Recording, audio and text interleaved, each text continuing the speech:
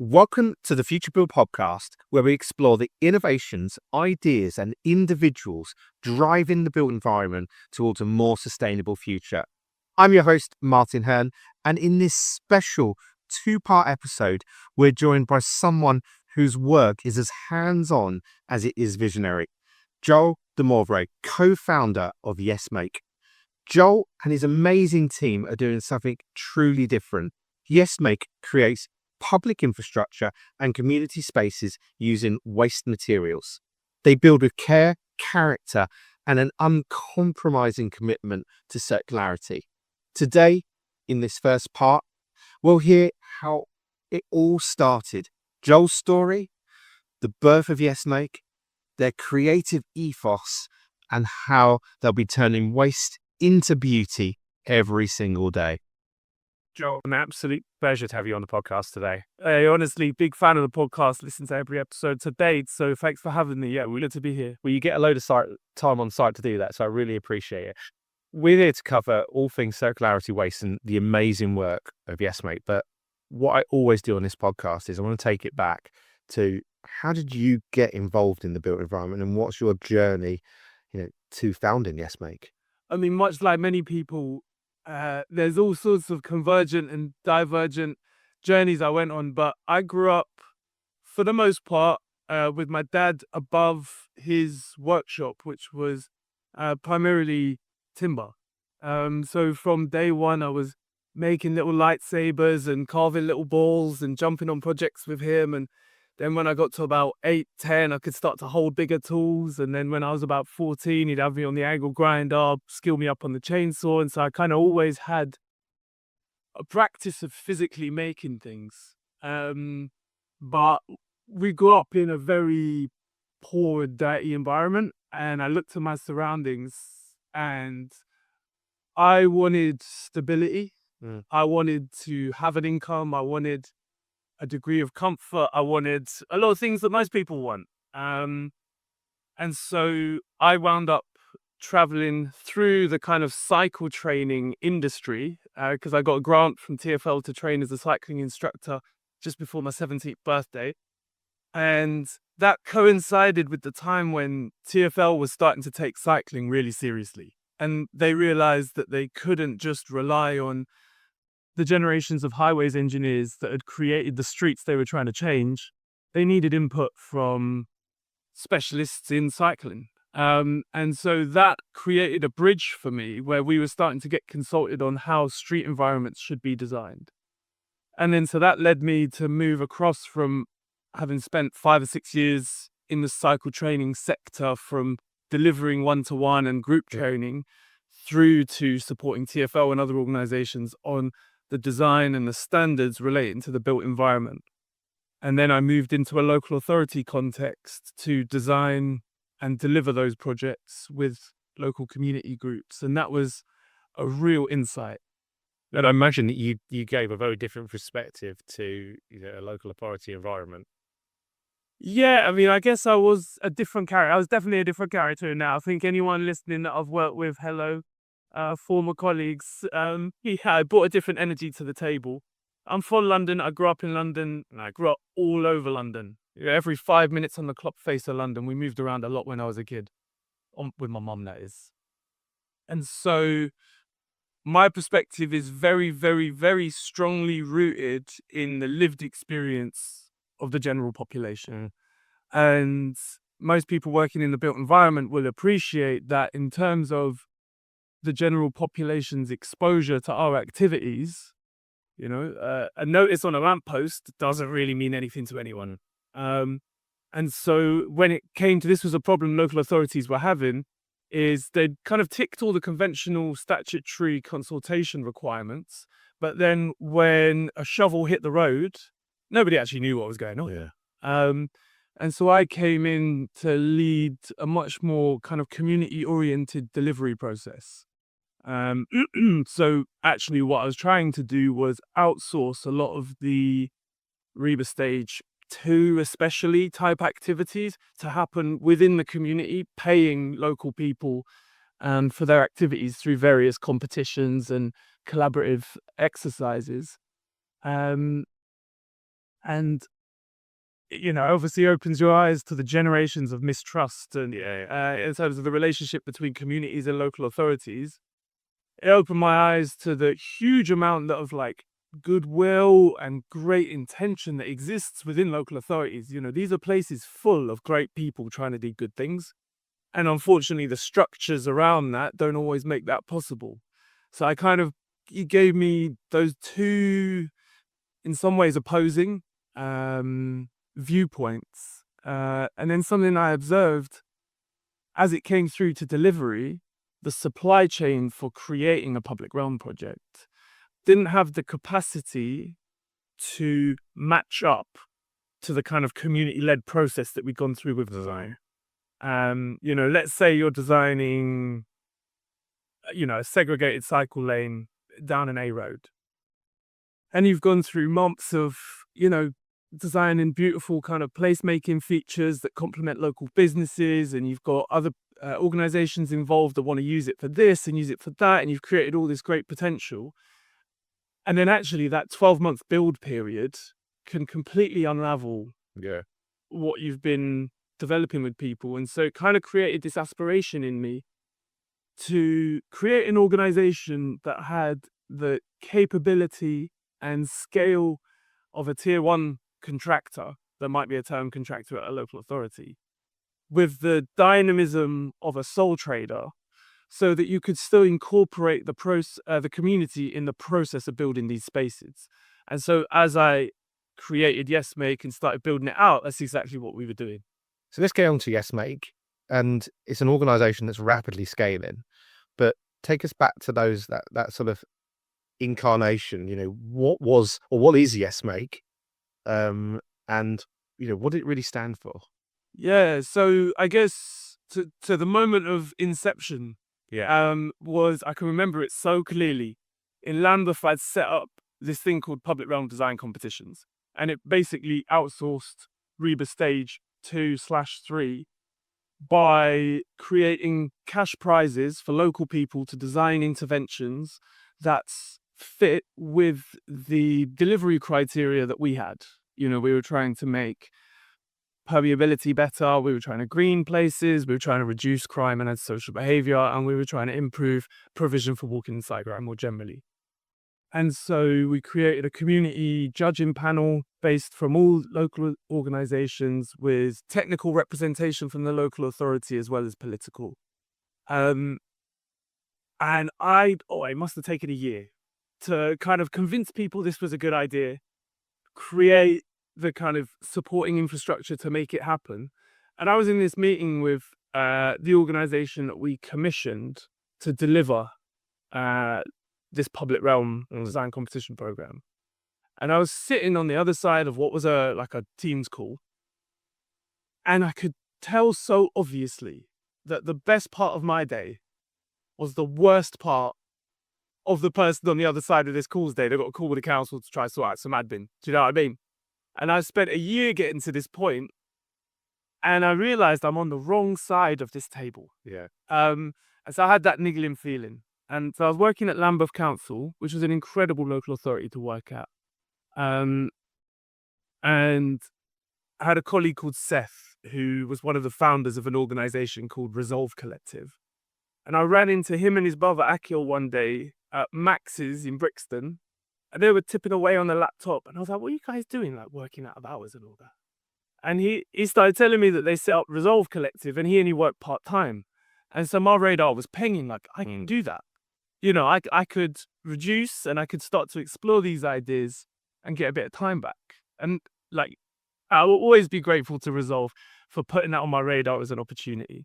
And so from there, I went down to part-time. And the first thing I built was a community project in Hither Green called The Arc. And it was taking out 12 car parking spaces that had been closed using kind of street cones. And when I spoke to local people, everyone was like, I don't really know what's going on. Are they doing some building works here? Or nobody could read the street environment and understand why those cones had been placed there. And that meant that it wasn't serving its purpose, it wasn't getting used. And that intrigued me, and I thought, I know I can pull something together here. And I did. And tell us about ARC, actually, because actually, when you formed as well, it probably couldn't have been, well, maybe it was a great time, but, it couldn't have been a worse time. We were very into COVID lockdown as well. So you had all the complexities or uncertainty of COVID at that time. But also, I personally think it was an amazing time for thinking about, communities getting together and engagement and public space as well.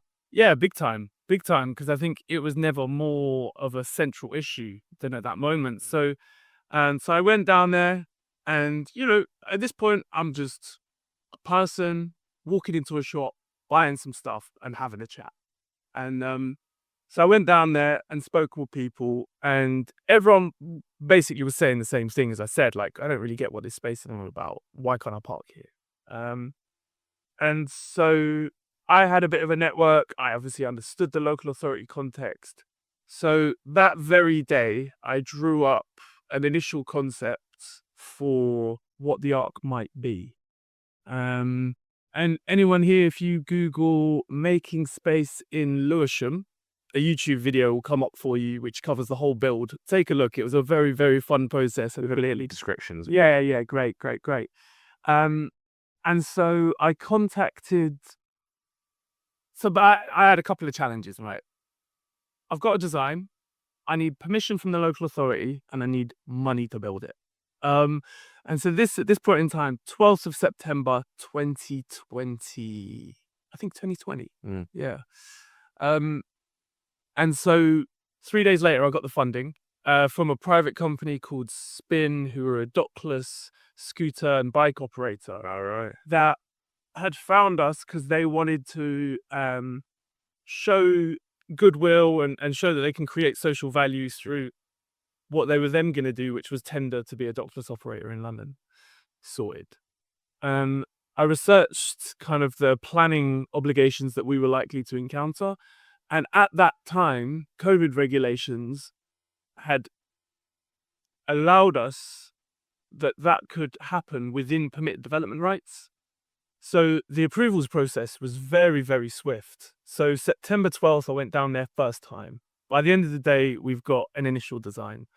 13th, I go back there, walk through the design with all the local businesses, chat to as many people as I can. Everyone's into it. Made a little bit of an engagement report into kind of that, just to be able to substantiate those comments for a more technical audience in the local authority. The local authority at this point had something that did exactly what they wanted to do and didn't have to spend a penny. So they were pretty helpful in getting approval. So 12th of September, first time on site. 12th of October, we started building it. 4 weeks later, it was built. So we were finished by 30th, so maybe, end of October, early November. Funny enough, the Friday we finished was whatever it was, second or third lockdown. So the timing was kind of great and terrible all at once, because we wanted to bring people together to celebrate, and it couldn't quite happen like that. But you'll see at the end of the video, if anyone does get to watch it, there was still a lot of celebration that took place legally. It's clear from that project that you at YesMake have made things happen quickly. But tell us about a bit of the philosophy behind YesMake and what you stand for. You mentioned things like social value through that as well, community engagement. These are all things that are core, to your organization. Yeah, big time. I mean, so my dad, Joel de Mowbray, wonderful human. He never really made more than literally about 12 grand a year. But he always had this philosophy that access to beautiful things shouldn't be limited by your ability to pay for it. And so he only ever did, and does, he's still here, cracking on, he works with us full time, public projects. And so that was always part of our thinking. And then the second part, informed by my local authority experience, is that people need to get hands-on and stuck in. So, for example, the ARC had maybe a 18-meter long tabletop that ran the full length, and it was completely fabricated on site by the pub manager of the station pub on the corner next door. All of the planting was specified and installed by a resident that lived kind of 2 roads over. We got another woman who did like painted ladybirds all over the trees, just as like little things for the kids to find. And we had 8 to 10 other volunteers from the local area just getting stuck in. Neighbouring chicken shop, they kept us fed. The neighbouring flower shop, they kept us coffeed. The fish and chip shop were always back in it as well. So it was just, a really beautiful moment of people coming together to help. And obviously you'll remember a time when anyone was desperate to get out the house. So we gave them something good to do. I've looked through some of your projects, and they are truly inspiring. I would say sometimes they almost feel more like public artwork than placemaking or projects. Is that intentional? Absolutely. So there's a quote above the arch, one of the arches at the V&A, which says, "The excellence of every art is in the complete fulfillment of its purpose." And what I interpreted that and apply that within our work is that structure has to be beautiful. You can't have an idea, build something, and then try and make it look nice. Polishing. I won't finish the phrase. The bones of it have to be beautiful. Yeah. And that's always been our principle from day one. Yeah. How have you balanced, I suppose, one of the complexities, and you sort of touched on it there with the ARC, which is you deal with local authorities, and there's a huge, quite rightly focus on sort of health and safety. But at the same time, you feel like, you're a team of, let's get this done, and let's remove some of those barriers. How do you balance that as an organization? The two parts of me that come together to make Yes Make is a lifetime growing up making things with a wide range of materials in a wide range of contexts. And that combines with a professional experience within the local authority context, which is very nuts and bolts when it comes to all of those requirements. So when you put those two together, I've got the full spread of kind of legislative context or compliance that we need to meet in able to do all of those activities. Yeah. And that's a rare blend. And that's why we're very well received by local authorities, because they want organizations that can come to the table to meet their aspirations without introducing unnecessary risk around deliverability, compliance, and health and safety, CDM, and all of the other requirements that come into the mix. And so I think that's the sweet spot that I was kind of bringing together in creating Yes Make. One thing we haven't touched on, but I think is probably one of the most exciting things that you do for me, and in particular, is your material use, and in particular, utilizing waste streams, and also circularity, and also just as an organization, you absolutely walk the talk in terms of those. Tell us about that. Tell us about how that's ingrained in everything that you do. Yeah. So, I mean, it starts as well with my dad. I was always watching him doing exactly that, putting waste into good use. I mean, when I first started, we spoke about this before, I was boxer tools on the train. If anyone's sitting on the train listening to this podcast, seeing someone in dirty shoes and ripped up trousers with a DeWalt box on their lap, that was me 4 years ago. And so in that mode where the material had to be on site already, and I just had a box, I was limited. I had to tie into the kind of just-in-time construction model. And so when we were delivering the ARC, they were taking down a whole line of trees. And I couldn't help feeling that this is wild. We're using all of these ash branches that I've got from a forest from ash dieback to carve these, whilst there's trees coming down right here. And so it's moments like that, and a lot of Yes Makers developed around moments that have just stuck with me. And it was seeing all those trees coming down and basically being fed into a chipper that made me think this makes no sense. And so at the time, me and my business partner, Morgan, were like, we should do something with these trees. And we realized the biggest cause that these were getting chipped on site is because there wasn't a means of taking them off and using them productively. So we retrofitted a 1980s electric milk float with a 4-ton winch and a timber crane on the back of it. And we're using that to reclaim whole trees from Southwark, Lewisham and Lambeth. Amazing. And that's where it started. And timber was the source that fed us through to the position we're in now. And so one side of it is the materiality and just the sheer clash of being exposed to the level of waste in our built environment sector. And then the other side of it is being an SME with the ability to set our own risk appetite.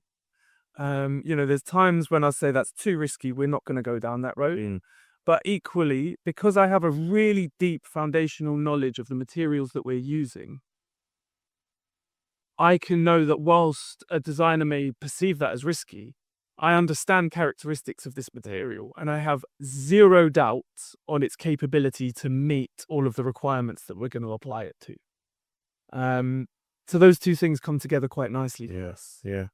We talked about this on a call before, but I think it's a really important point. You mentioned it there as well, the arc, that almost those trees dictated that project. And I think, something we've talked about a lot is that you say almost the material brings the work, it almost manifests it. I'd love, just to give a few examples that we talked about before on that. Yeah. This is something, even it's been a clash trying to educate my own team around that dynamic. So one example would be, we were part of an effort, including a range of organizations, to reclaim around 250 tons of cross-laminated timber that was due to be disposed of because there was a CLT modular housing company based in Basildon that went bankrupt. Wow. And the liquidators needed to clear the space for a new tenant. They wanted it disposed of. They gave us 3 weeks to take all of that material. And if we could take it, it's ours. And if we can't, it's gone. And just for context, what sort of, if you were buying that material raw, what sort of value is that? That is a really hard thing to put an exact number on. What I could potentially do is say, we've just taken a different batch of CLT, and that was 2 HIABs worth, and that was a £30,000 value in terms of its original value. This was 16 loads of flatbed Arctics, so bigger than a HIAB. So if you were to consider in the region of, say, 30k per vehicle, wow, you're looking at quite a substantial value on that. Yeah. Now, this hadn't been stored correctly. The company had gone into liquidation and all of this material had been left outside. So if I was to try and say that that was the value that we took on, it would be incorrect. Yeah. We had to work through it with a range of different partners to be able to grade the different stock based on its condition, and then be able to provide kind of structural assurances around how it could then be reused. Wow. And I'd love to sort of delve into sort of, and this is probably quite nice about how it charts how you're scaling as well, but almost how people find you and how you find these materials as well. Because, that going back to those sort of milk float days, you probably built relationships with local tree surgeons and, the local authorities that, have their, departments doing that. But as you moved out of timber and into other waste streams, how do you come across those? How do they find you? Yeah, so early days, the model was just always reply to a tree surgery's Instagram stories. They put a story out, like just arrived on site in Streatham, rare. We'd be on it in a heartbeat. And my partner at the time, Morgan, he'd be jumping in the wagon to get down there. And then we also had more, I guess, long-term relationships with like Southwark trees. Yeah. So we'd go down to their depot, we'd spray the trees that we wanted, and then they'd hold them whilst we kind of one by one took them away. And then we found ourselves in a really fortuitous space where, I'm sure many people listening are always looking for someone that can take this and put it to good use. Yeah. Someone, because, just like vets don't get into the business to put animals down, architects don't get into the business to throw stuff away. Yeah. And so even though we weren't necessarily working on steel or partitioning or glazing at the time, we were still getting a lot of inquiries from people saying, could you do anything with this? And so then it went from very much like on the ground contact with the people holding the chainsaws. And it moved. So I think another good example would be the redevelopment of Smithfield's Market in the city to become the Museum of London. So I think that may have been the first project that we stepped into a larger scale construction environment. Yeah. And that opened our eyes to the wider spectrum of materials that we should be establishing a way that we can put them to use. And so at Smithfield, to date, we probably took in the region of 18 to 20 tons of primarily timber, but also steel, cast iron, staircases, all sorts of other materials. And because we originated from a place where we were designing and building our own projects, I had the ability to walk around these sites and know exactly what we could use that for. So cast iron grating would allow us to have, say, 1 ton of ballast without doing any excavation and concrete foundations. And our structural engineer could kind of specify a layout that meant that 1 ton of cast iron grates located strategically in the structure would allow us to have essentially a freestanding structure that is safe as housing. Yeah. Yeah. I want to touch on that sort of, as you scale and maybe on those available waste streams and maybe some of the barriers as well, because, if we're a contractor listening to this and they're thinking, well, we do loads of, whether it's commercial buildings or offices, rip out, they just need to get that stuff out quick.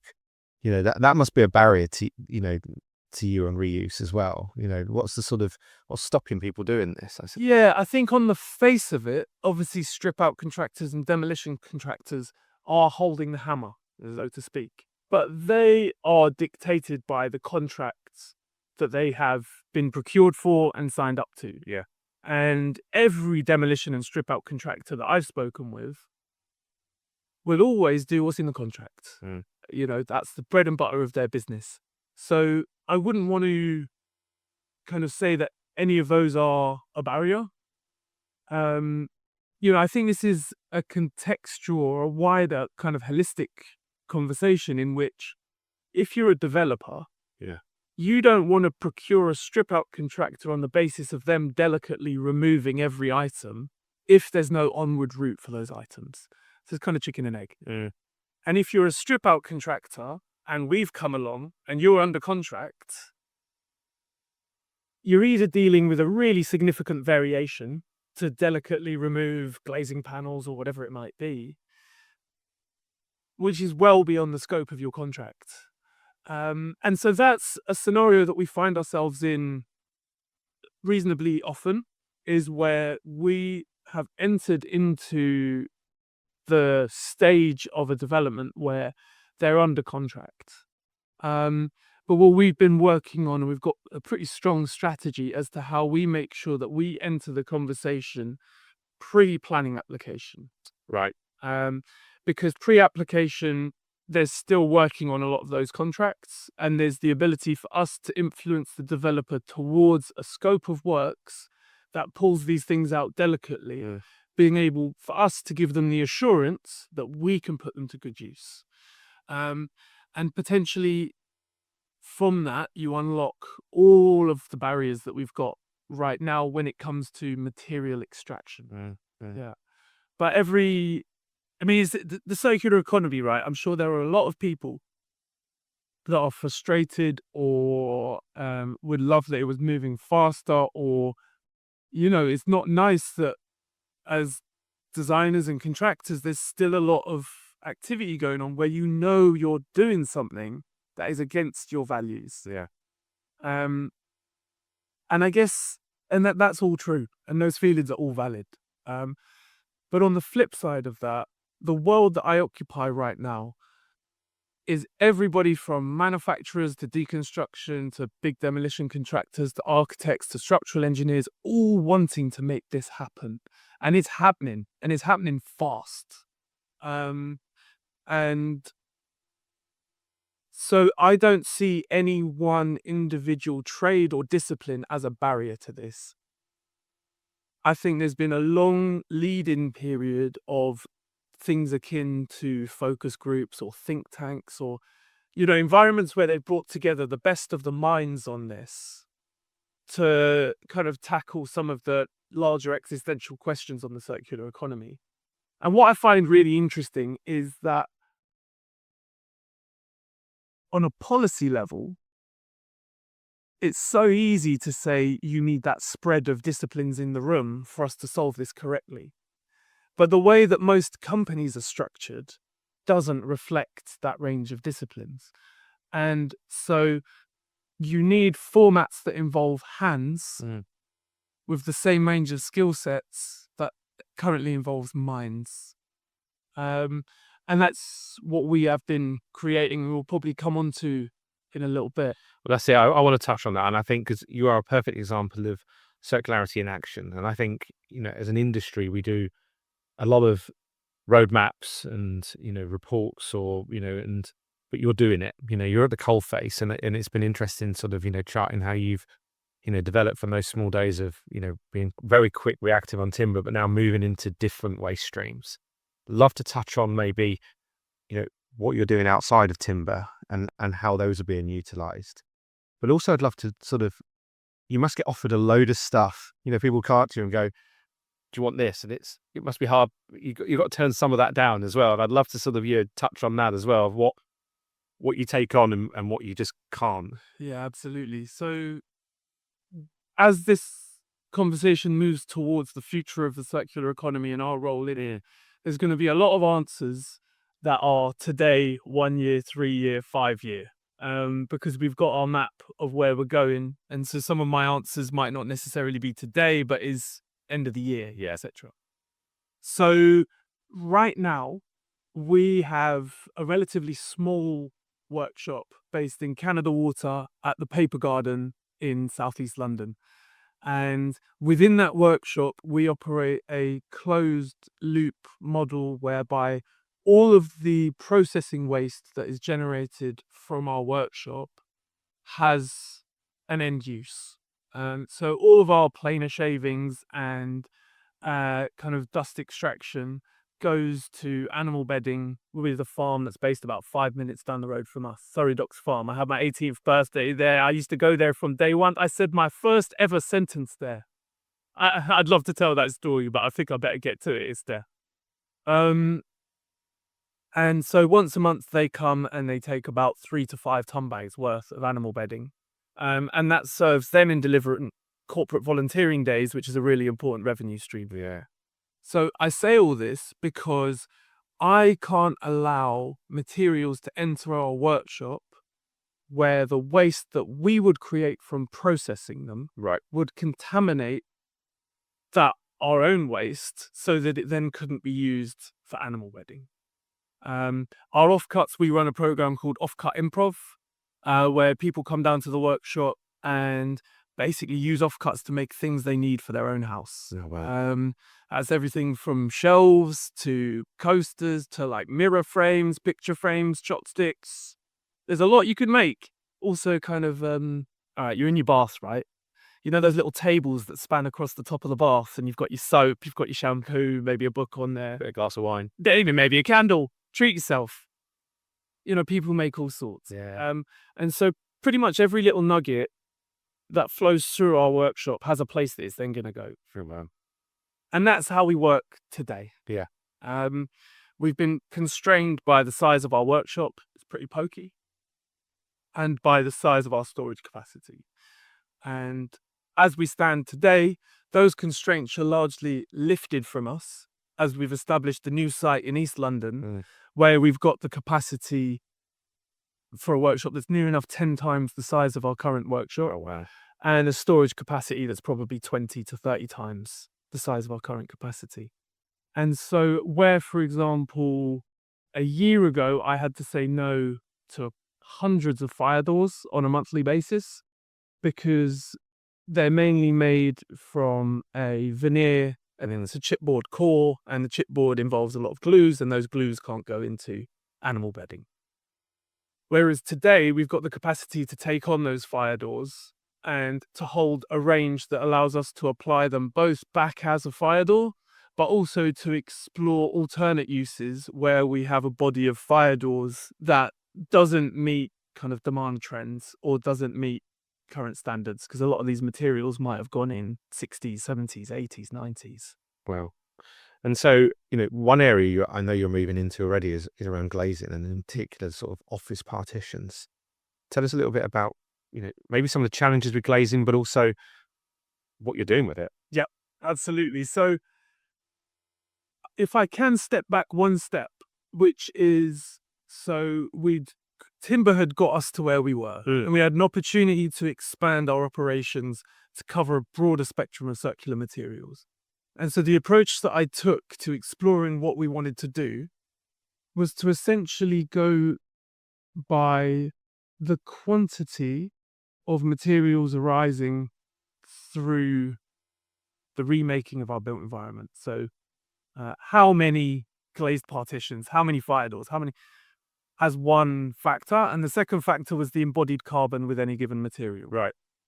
So that we could directly target our efforts to the greatest level of impact in terms of embodied carbon at scale. And glazing is right up there. Within the steel, I felt at the time that was largely covered. Interestingly, it's not as covered as I thought, and there's a lot that we will be doing in the steel space to unlock some of the barriers at the moment to reusing structural steel. But coming back to glazing, most of the glazing in London's existing building stock is one of the leading causes of heat loss in a given building.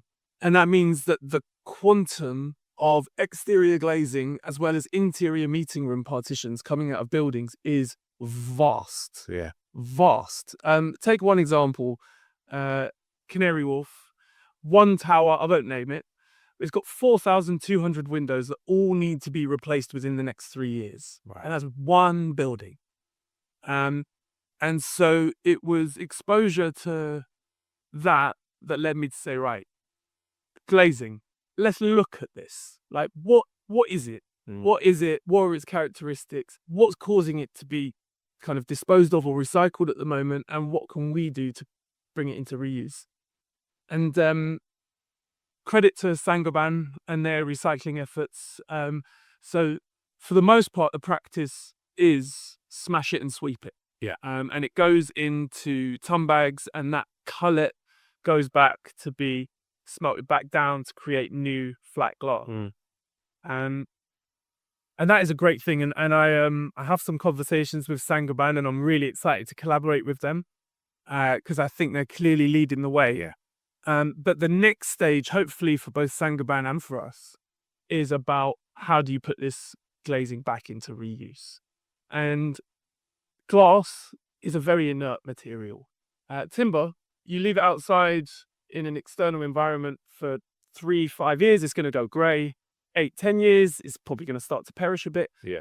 Glazing's quite different. It's very inert.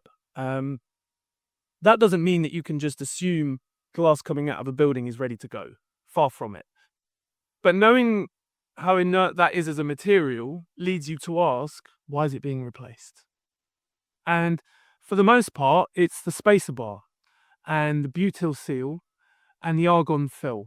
And those are the core elements of an insulated glazed unit that limit the duration of warranty and the performance of that as a building layer. And so our approach is to correct what's broken or what needs replacing, which is that spacer bar and the butyl seal, and to reuse the components that are inert and are in good condition, which is the glazing. So that's what we're establishing currently. And yeah, welcome partnerships from any glazing contractors and from Saint-Gobain and other organizations that are big in the glazing game. We've put together a pretty unreal, it feels like Avengers Assemble in terms of the team that we've got going on the glazing. But our model is always collaboration over competition. And so whoever you are, if you have an interest in glazing, if you have an interest in reusing glazing, I'm sure my contact details will be somewhere on this, and welcome any contacts. Yeah, hit me up. we're going to do a massive call to action at the end, because I think Yes Make Art, you were just so collaborative. I think that's a really important part, of what you do. Love to touch, always go back a little bit maybe on some of the other projects that you've done or doing, because it's very clear that you've sort of developed a long way since the Arc. And back then it was probably more placemaking projects, but you've said it yourself, you're now moving more into the sort of mainstream built environment. Tell us about some of those sort of projects that changed the direction of Yes Make along the time, and maybe give us a glimpse into the future as well. Yeah, absolutely. So after the Arc, we delivered a range of landscaping and kind of public art installations. Because what you might not know is that we have a full kind of landscaping division within the business, because landscaping, just as above ground architecture and is just as problematic. Yeah. And so we've been working across that environment as well. So we delivered loads of work in Waterloo Green and in parks, kind of particularly across South London. And then that led to us working on a couple of buildings. So we delivered a couple of buildings in Southwark, one at Styles House, and these are community buildings. And so, yeah, this is a lovely example. I didn't think to talk about it, but thanks for asking, because so we did this. It's kind of a community centre in a community garden on a housing estate in Southwark. And so we drew it up with the residents, literally in the lift bay, on the ground floor of their tower. And we had them directly involved throughout the production of that space. One that comes to mind is we did scorched larch cladding. So that's where we had reclaimed larch, and you take a roofing torch and you scorch it. It's a Japanese method, Shasugi-ban, and there's a lot of scorching to do on all that cladding for all that building, and it's also a very fun activity. Yeah. So we had everyone from, I think the youngest was probably about 23, all the way up to women in their 80s on the blowtorch doing it with us. And we're kind of supervising and make sure the quality is right. And I think every project has kind of been one up from the next so far. And all of that creates new opportunities. So then from there, we built 2 parks in Stratford on the Carpenter's estate. And our method when it comes to designing with local communities is very ethnographically driven. So we will base ourselves in the location for the duration of our work on that project. So we were based on site in the Carpenter's estate at the Dovetail Community Cafe there for about a year. And it meant that when they're running clubs, we're in the mix. Yeah. You can have dynamic conversations every day. It's not like you're losing time because you need to go to site to find this out or anything like that. We're in the mix every single day. And it means that you uncover all sorts of networks and all sorts of people that you would not be exposed to if you're just doing kind of dip-in evening events at a venue, trying to get down people from the community. We get a real level of depth from that. And then once you've kind of gathered a lot of design information, you need to communicate back to the community. And everyone here is going to know drawings can often be a barrier to that. Yeah. So we made scale models and kind of museum booths for the models and installed them on street. Oh, wow. So they were installed on site, actually at the spaces that we were going to be building. Because as I mentioned at the start, a piece of paper on a lamppost, who's going to notice? Yeah. Yeah. But when this thing turns up, you can't not notice it. And that's typically how we work, is to be a presence that you cannot ignore. And the museum booths that we created were weather-tight and completely chalk painted. Wow. So every morning we'd write a question, and every next morning we'd take a photo of the day before, clean it off, and ask a next question. And it meant that we could have really granular conversations with a lot of people over the course of about 6 weeks. And that really, really, really strongly informed some very specific design choices in there. I think there's, I'm listening to this, I'm thinking that is absolute best practice that you can possibly get in terms of resident engagement. And I, we have main contractors. We talk about resident engagement all the time. We're doing a whole retrofit, mini series of podcasts at the moment, and probably every single guest has talked about resident engagement and the importance of it.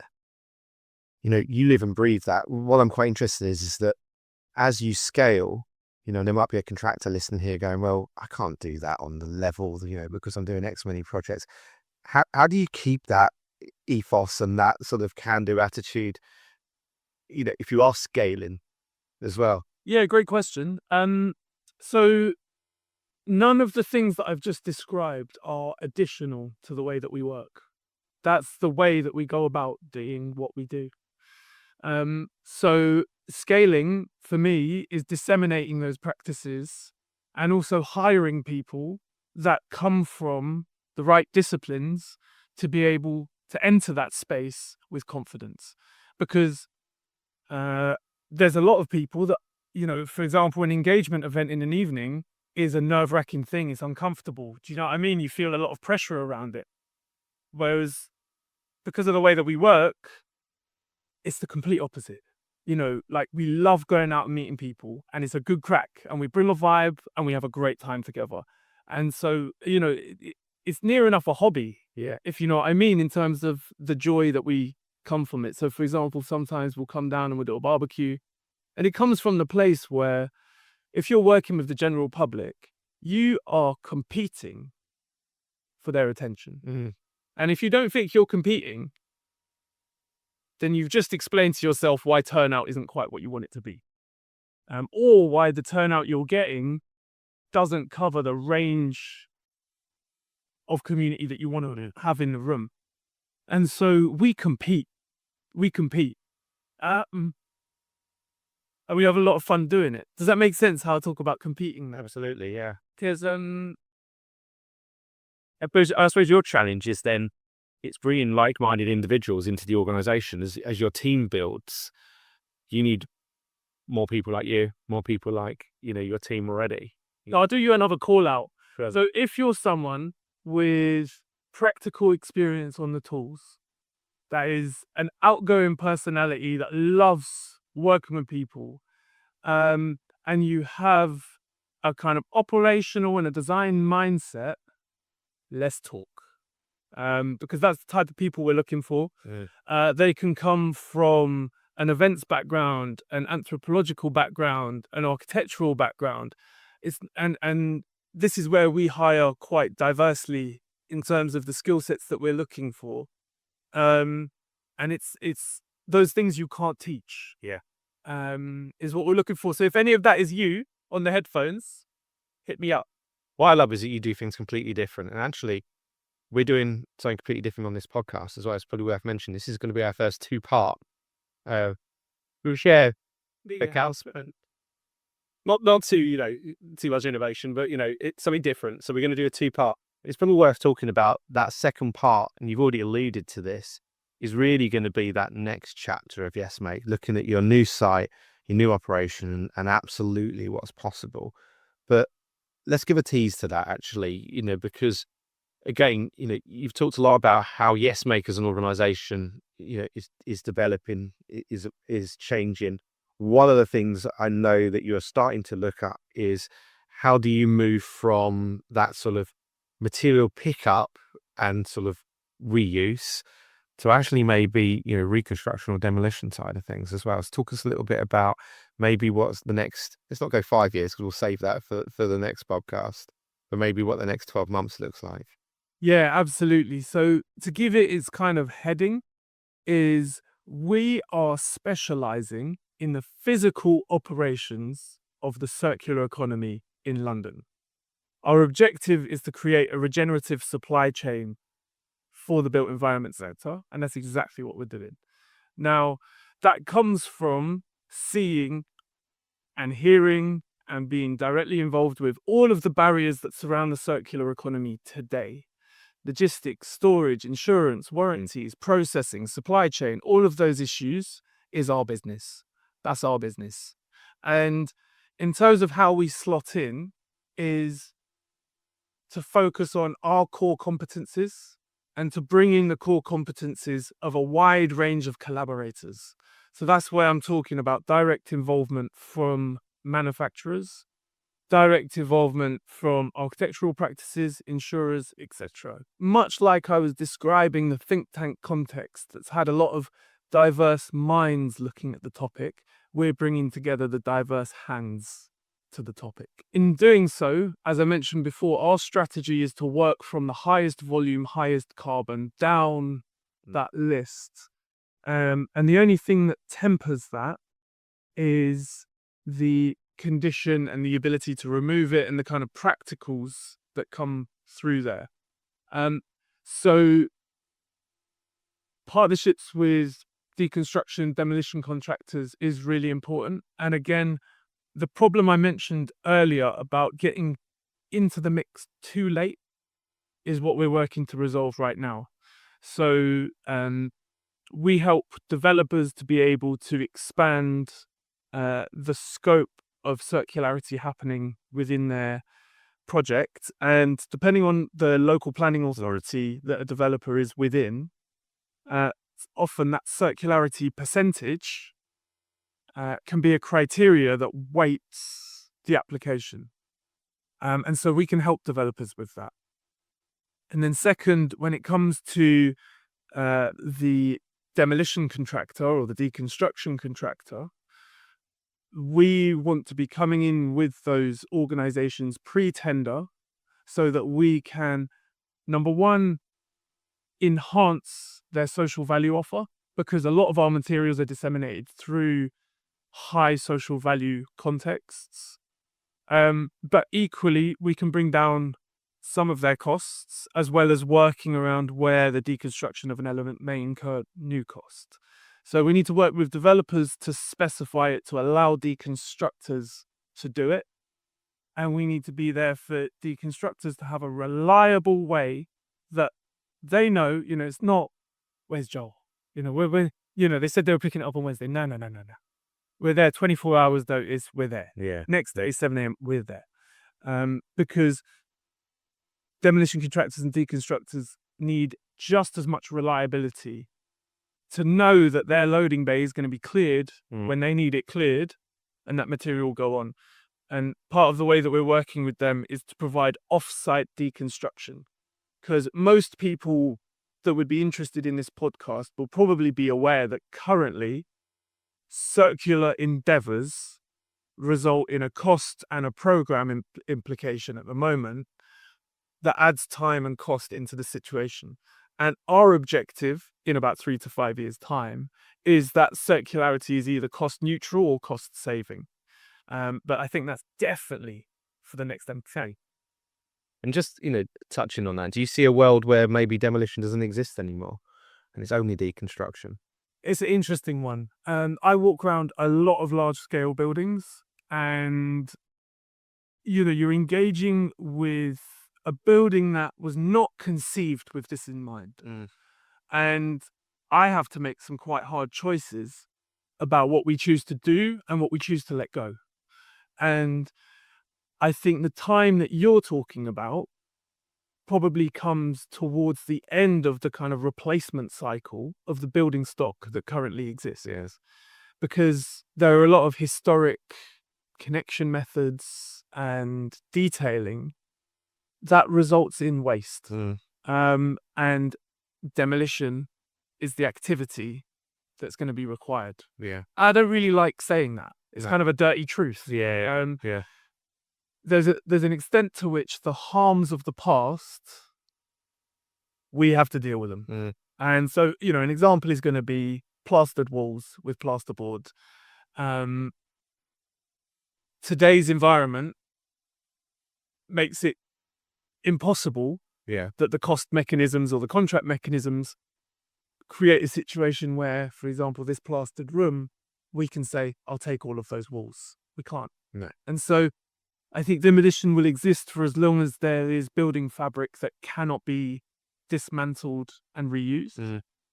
And as demountable and deconstructible elements are increasingly specified within new buildings, the portion of deconstruction relative to demolition will just grow and grow and grow and grow and grow. Yeah, yeah.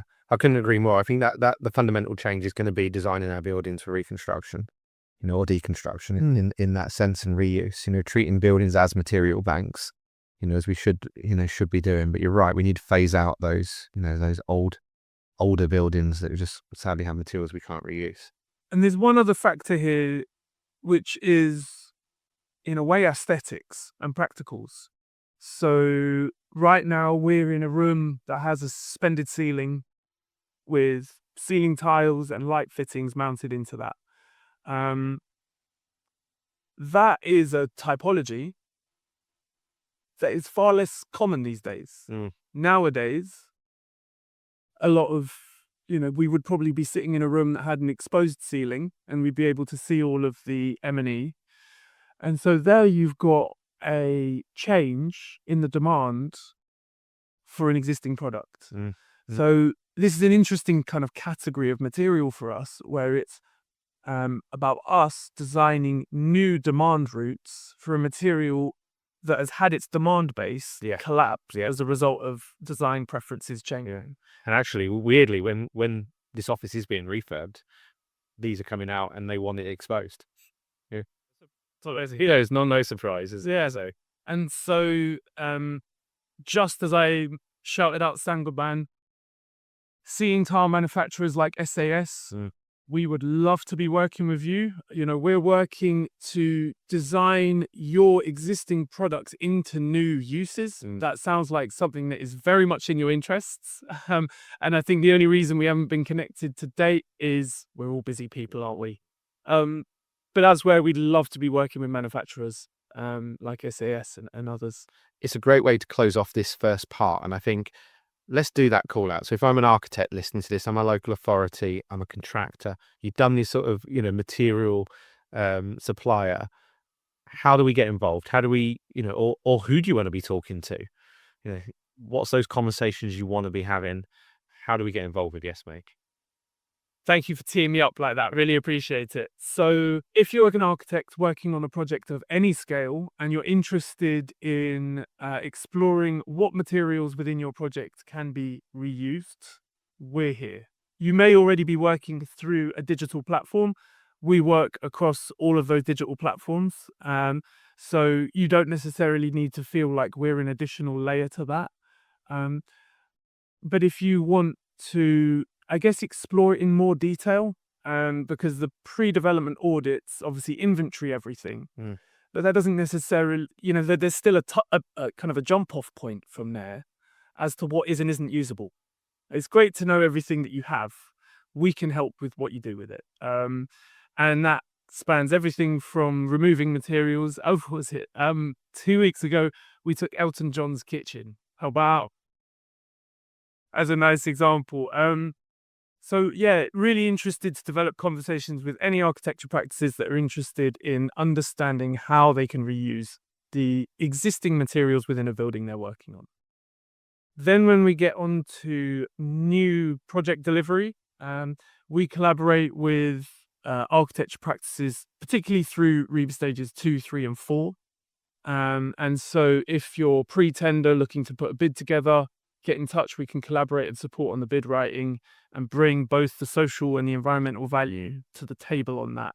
So for new buildings, we're working on a couple. We're doing a 2-story community building right in the heart of the city. And we're looking at being able to deliver approximately 80 to 90% of the fabric of that building using entirely reused materials. So if that is a method that interests you, I'd love to hear from you. And finally, if you're a material manufacturer or if you work for a material manufacturer and you're interested in being able to collaborate with smaller organizations that can be a bit more dynamic, we're here. And we'd love to work with you. And I guess the final call out is, if I've said anything else that interests you and you just want to reach out, hit us up. We're also at YesMakeLDN on Instagram. If you DM, I'll get back to you straight away. It's not necessarily me. It might be a colleague, but Instagram DMs is a great way of getting an immediate response. Otherwise, you can hit us up through the website. Brilliant. Thank you, Joel. And thank you for your time today. And for part 2, I think we'll be on site. That's right. So part 2, we're going to be getting on site at our new site, which is a collaboration between us, Material Cultures, Resolve Collective, the GLA, and a wide range of other partners. And that is going to be the home of London's new regenerative supply chain for the built environment sector. All in part 2. Amazing. Well, stay tuned. Yeah, stay tuned. Thank you. Thank you for listening.